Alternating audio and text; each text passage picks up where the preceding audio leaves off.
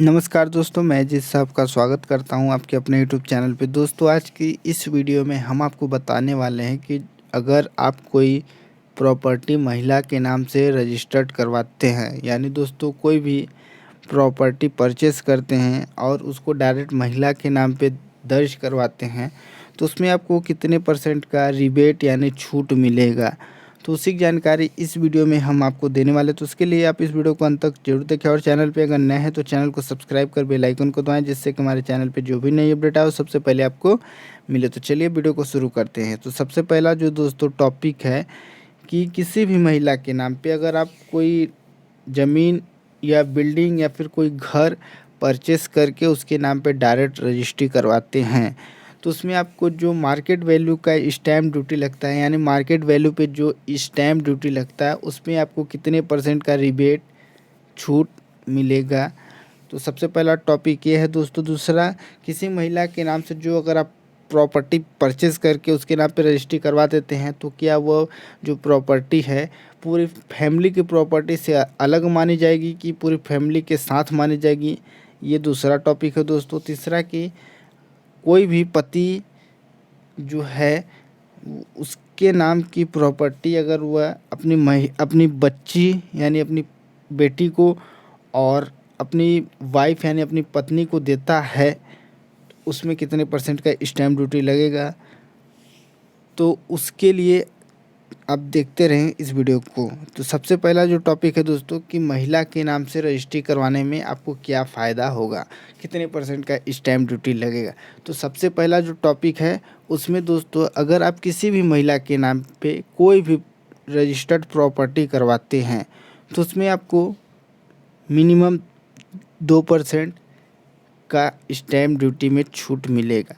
यानी जो market value के हिसाब से स्टैम्प ड्यूटी लगता है शहरी और ग्रामीण क्षेत्र का, उसमें आपको 2% यानी 2% का रिबेट मिलेगा।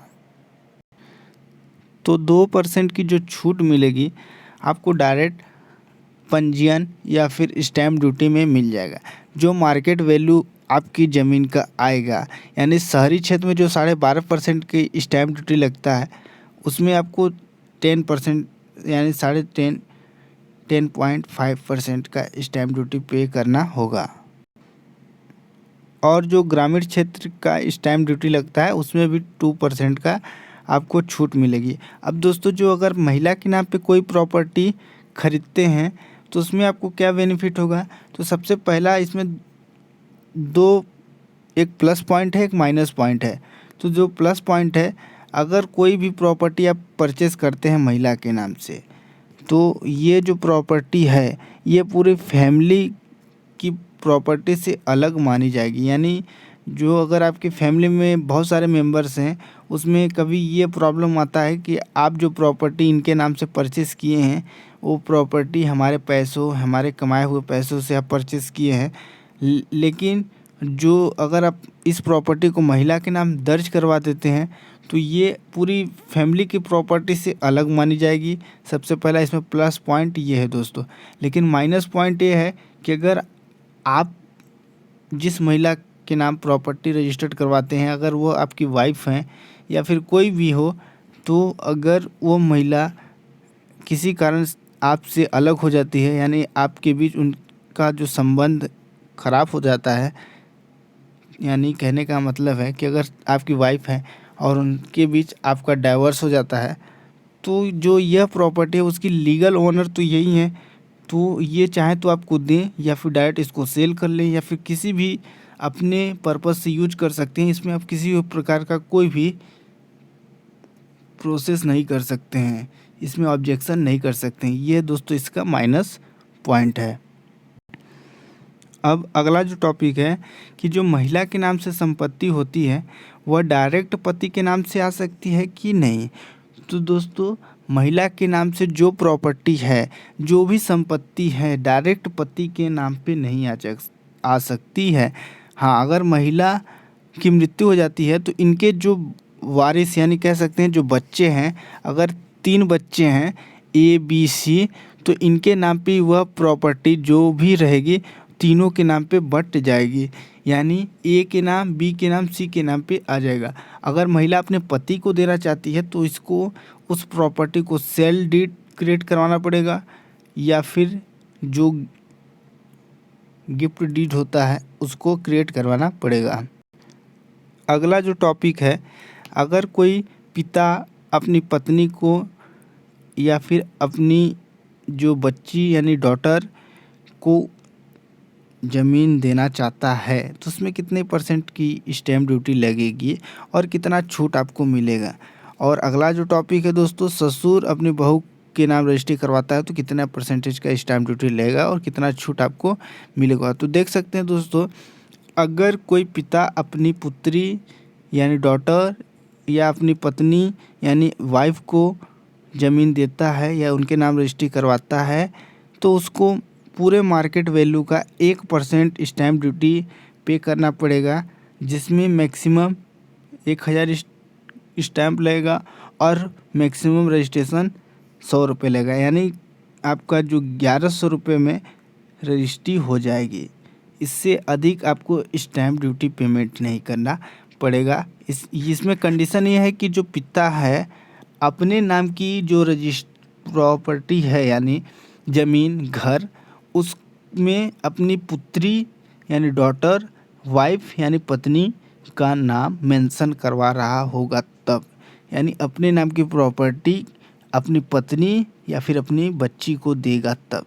किसी अन्य के नाम की प्रॉपर्टी ये अपनी बच्ची और अपनी पत्नी के नाम करवाता है तो उसमें आपको यह छूट नहीं मिलेगी, फिर आपको इसमें 2% वाली छूट ही मिल पाएगी।